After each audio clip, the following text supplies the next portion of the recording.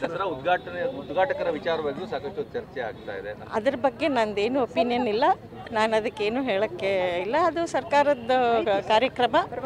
ಅವರು ಕರೆದಿರೋರು ಕರೆಯೋರಿಷ್ಟ, ಕರೆಸ್ಕೊಂಡಿರೋರು ಬರ್ತೀನಿ ಬರಲ್ಲ ಅಂತ ಹೇಳೋದು ಅವ್ರಿಷ್ಟ. ನನಗೂ ಅದಕ್ಕೂ ನಾನು ಅದಕ್ಕೇನು ಒಪಿನಿಯನ್ ಇಲ್ಲ.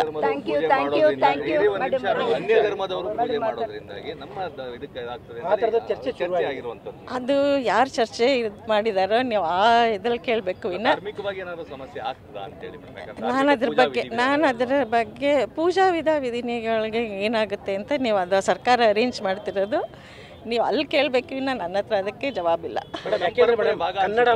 ನಮ್ಮ ಪರಂಪರೆ ಭಾಗ ಅಲ್ಲ, ಸರ್ಕಾರ ರಚನೆ ನಮ್ಮ ಪರಂಪರೆ ಭಾಗ ಖಂಡಿತ ಇಲ್ಲ.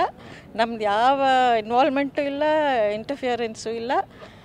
ಅವ್ರು ನಮ್ಮನ್ನ ಇಲ್ಲಿ ತನಕ ನಮ್ದು ಯಾವ ರೀತಿಲೂ ಆ ಇದಕ್ಕೆ ನಾವು ಇಂಟರ್ಫಿಯರೇ ಮಾಡಲ್ಲ. ನಮ್ಮ ಪ್ರೈವೇಟ್ ಇದು ನಾವು ನಮ್ಮದೇನಿದೆ ನಮ್ಮ ಹಿಂದಿನ ನಡ್ಕೊಂಬಂದಿರೋ ಸಂಪ್ರದಾಯ ಇದ್ರ ಪ್ರಕಾರ ನಾವೇನು ನಡ್ಸ್ಕೊಂಡು ಹೋಗ್ತೀವಿ. ಸರ್ಕಾರ ಏನು ಮಾಡ್ತಾರೆ ಅದು ಅವ್ರಿಗೆ ಬಿಟ್ಟಿದೆ. ಯಾಕೆ ಒಂದೊಂದು ಸತಿನೂ 5 ವರ್ಷಕ್ಕೊಂದ್ಸತಿ ಸರ್ಕಾರ ಬದಲಾದಾಗ ಅವ್ರವ್ರಿಗೆ ಯಾವ ಥರ ಬೇಕೋ ಮಾಡ್ಕೊಂಡು ಹೋಗ್ತಾರೆ.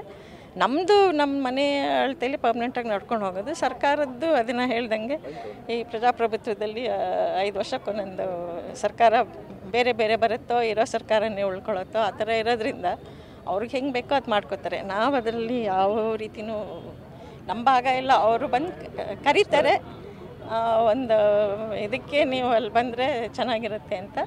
ನಾನು ಅಂಬಾರಿ ಕಡೆ ಗಮನ ಕೊಡೋದ್ರಿಂದ ನಾನು ಹೋಗಲ್ಲ, ನಮ್ಮ ಮನೆಯವ್ರು ಯಾರು ಒಬ್ರು ಹೋಗ್ತಾರೆ. ಮೇಡಮ್, ಈಗ ಕನ್ನಡಾಂಬೆ ದೇವಸ್ಥಾನವನ್ನು ಮಹಾರಾಜರೇ ಮೊದಲು ಮಾಡಿದಂಥ ದೇವಸ್ಥಾನ ಅಂತ ಕನ್ನಡಾಂಬೆ ವಿಚಾರದಲ್ಲಿ ಬಾನು ಮುಸ್ತಾಕ್ ಮಾತಾಡೋದು, ಅರಿಶಿನ ಕುಂಕುಮದ ವಿಚಾರದಲ್ಲಿ ಆ ವಿಚಾರಕ್ಕೆ ಆಗಾಗ ತಮ್ಮನ್ನು ಕೇಳ್ತಾ ಇರೋದು. ನಾನು ಅದ್ರ ಬಗ್ಗೆ ಏನೂ ಮಾತಾಡಲ್ಲ. ಈಗ ಆಗಿರೋ ಪಾಲಿಟಿಕ್ಸೇ ಸಾಕು, ಇನ್ನು ತಿರ್ಗಾ ಮುಂದಕ್ಕೆ ಬೆಳೆಸೋದು ಬೇಡ. Thank you.